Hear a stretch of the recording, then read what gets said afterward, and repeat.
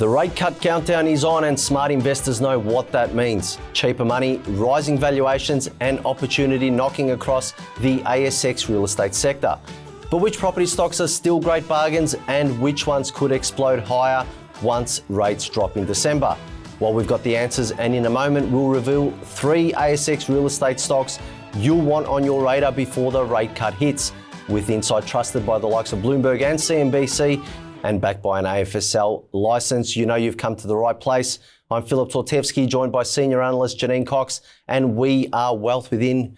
Good evening, Janine. Welcome. Good evening. Welcome. How are you? Yeah, it's good to have you on the Monday show. It's exciting, talking about a few real estate stocks. Yes, I mean, look, with what's coming in terms of the rate, potential rate decision and global rate cycle, I think right now is a perfect time to be looking at the real estate sector. Yeah, when you had the question about which, ones, we're going to show you which ones are the ones to go for, I'm thinking all of them. Yeah. It goes straight to their bottom line, doesn't it, when that happens? Oh, absolutely, yeah. And it's so exciting. It's a sector that hasn't been looked at for a while from our end anyway. So let's get straight into it now. The real estate sector has been quietly lurking in the shadows on the ASX, but is now looking like it's time to shine. Again, I just want to get a quick analysis on you before we get to the charts, or from you, sorry.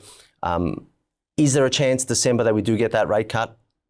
Look, I mean, I know you're on the table for a yes for a rate cut, and so is Dale, because that's what you said in the show last. And I was sitting on the other side of that, suggesting that I didn't think there would be a rate cut, but at the moment the media is really pushing for one. And sometimes when you see that happening and there's all this talk about it, we get one. But remember, the RBA balked the trend and they went against the banks that were pushing for the rate cut. So, look, this time if they do, then really it doesn't really matter, I don't think. Yeah. I think that the real estate sector is looking good anyway. Yes. I think that will help, but I still think that there's more upside in that area. Yeah, fantastic. All right, well, let's get to it and dive into our first stock, which is Stockland Group. So, Janine, seeing you're here, please take over. Okay. Now, Stockland looks amazing. It's in a nice uptrend we can see there at the moment, and it's got still got plenty of upside to the all-time high to go, which is one of the first things that we look for to see, well, what's the upside potential versus what the risk is. Potentially around 30% before it goes to that high, and it could even go through that. Is a real probability for Stockland to do that. And you can see here, the last time that we had this sort of acceleration was on the way to the top. And if we go back and look at this as an example, from this low, it actually rose around 73 or 74% from there. If we think about how Stockland's had all of these, pullbacks and rises and pullbacks and rises, no clear sort of strong direction, but now we're starting to see that. We've already seen 37, 38% of that. Could it do another 70 odd? And we're suggesting yes. From that point, we could see it.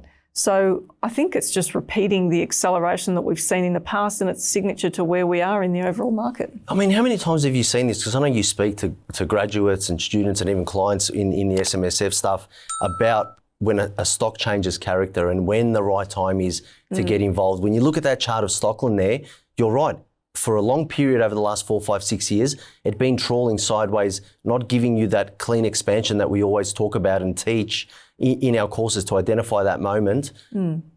Right now, it's a different story. And that's why potentially, like you said, that all-time high could be hit sooner rather than later. Yeah, I think so. I mean, looking at obviously a better time to be in it would have been a couple of months ago, was through this point here. But, there could be another consolidation that happens. If the RBA doesn't cut rates, I mean, the market could look at that and say, oh, well, we're just going to slow things down for a little while. It might get to around $7, have a bit of a pullback, and that would be a really nice place just to watch and wait for that next pullback and an opportunity to get in after that. Well, here's a question for you. A lot of people treat these stocks as income plays because they pay decent yield, 4 or 5%. A stock like Stockland, do you still hold it purely for income, riding ups and downs, or can you just actually trade this one for growth and exceed that way? Yeah, you can. I mean, you can trade any stock for growth and excel, and grow your portfolio that way.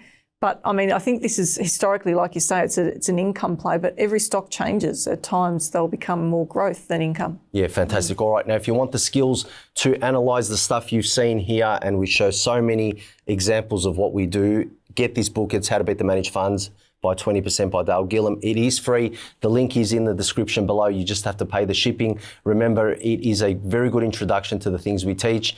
But if you really want to get educated and excel, go to the website and check out our trading courses under the education tab. That is where you learn the full round, view on how to do the thing that is most important in markets, and that is learn how to sell. So let's move on to our next stock, which is Goodman Group. But before we dive into this one, stay with us because the one after is, to me, the dark horse, which could be the pick of the bunch. But anyway, we'll get to that in a second, Janine.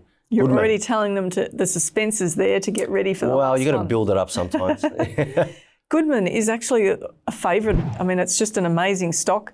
Goodman builds warehouses and data centres, which is all the rage at the moment. The backbone of online shopping and cloud computing, lower rates mean cheaper expansion and rising demand for data and logistics hubs. So could we see upside in Goodman? Absolutely. I mean, I'm looking at this as a $50 stock down the track. It's just timing now to confirm that it's definitely going to move up because there is some short-term downside risk. And so that's really what, I'd be cautioning someone about.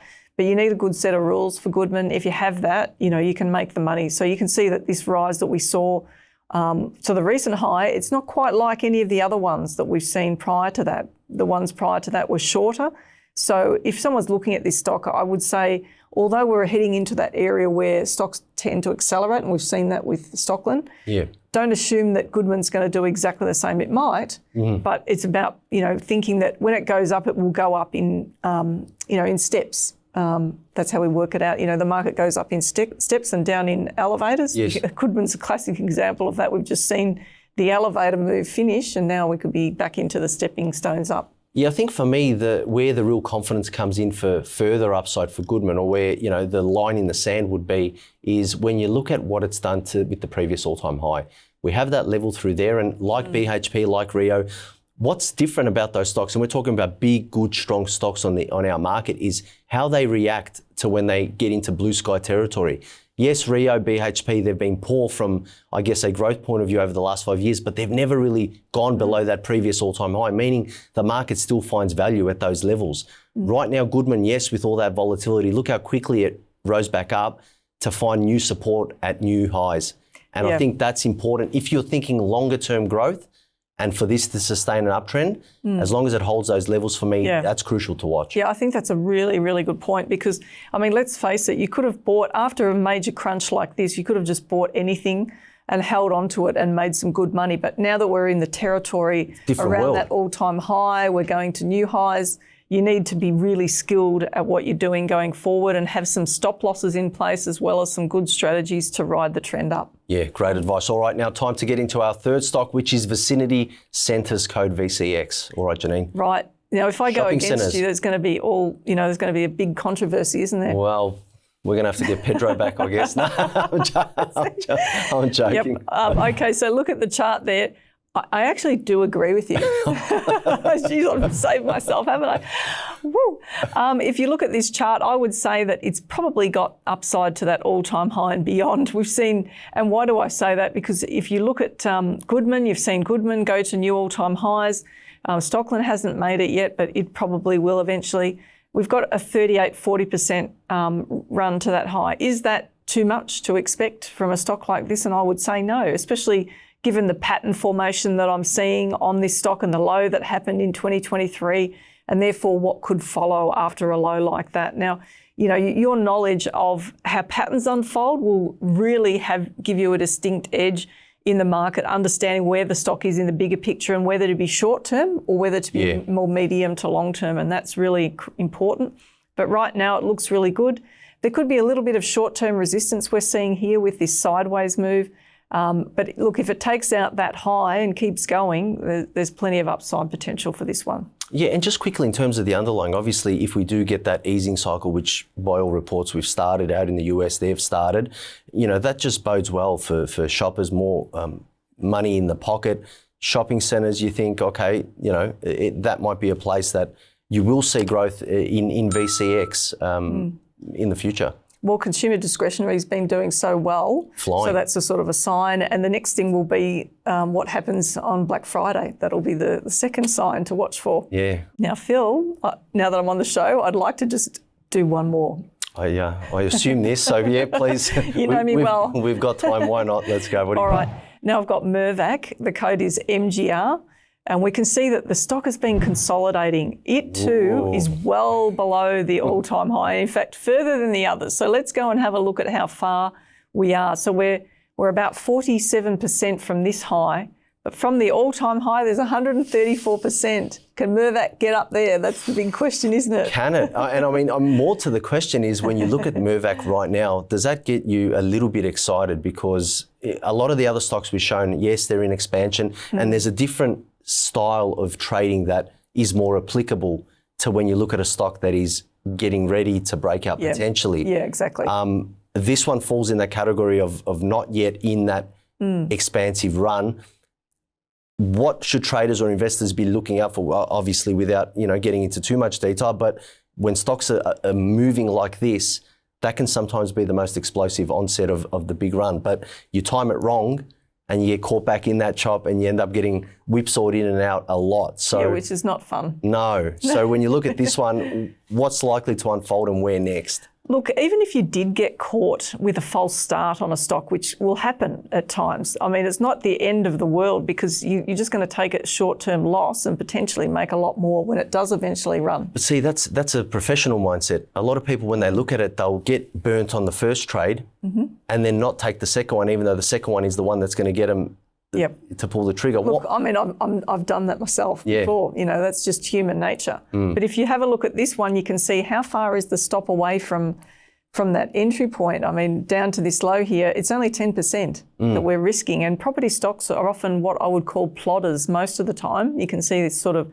choppy action, which is exactly the same as what we saw on Stockland for many years as well before it had its big run. So I would suggest that Mirvac's going to follow behind it, and it sort of fits with risk because Stockland's into more residential, and we see that there are grants and all sorts of things as well as interest rates that are helping to support Stockland's share price. But and pure demand supply. I mean, immigration coming through, so many more people requiring housing. Yeah, I mean, Mirvac's got exposure in different areas as well. So I mean, it is good to see Mirvac taking a move up there. I would suggest that we wait for that break. Don't try to preempt it and wait for the break, because if it does run, it's going to have a decent rise. And when it does, what sort of percentage returns can we see from the lows when it has them? Well, this one, that was 47% from there. If it gets a decent run and we see this one, it was 64%. So all of a sudden, a plodding stock becomes a nice trending, accelerating stock. But the question then is when to sell. Do I think it's going to drop out of bed like it did here in COVID? No, I think that's just off the record. Could it fall away like this again? Yes, absolutely. That's a normal sort of a fall that we tend to see from time to time. But the beautiful thing is that with stocks like these, they pretty much always give you an exit signal, which is at a reasonable point from the high. Well, I was about to say, I can actually see one right near the top there in terms of some of the stuff we teach, but I won't get into that too much. Thank you for that stock. Before Janine gives me another bonus, if you want to get into more hot stock tips, check out our video, ASX rare earth stocks flying on new China tariffs. Buy now.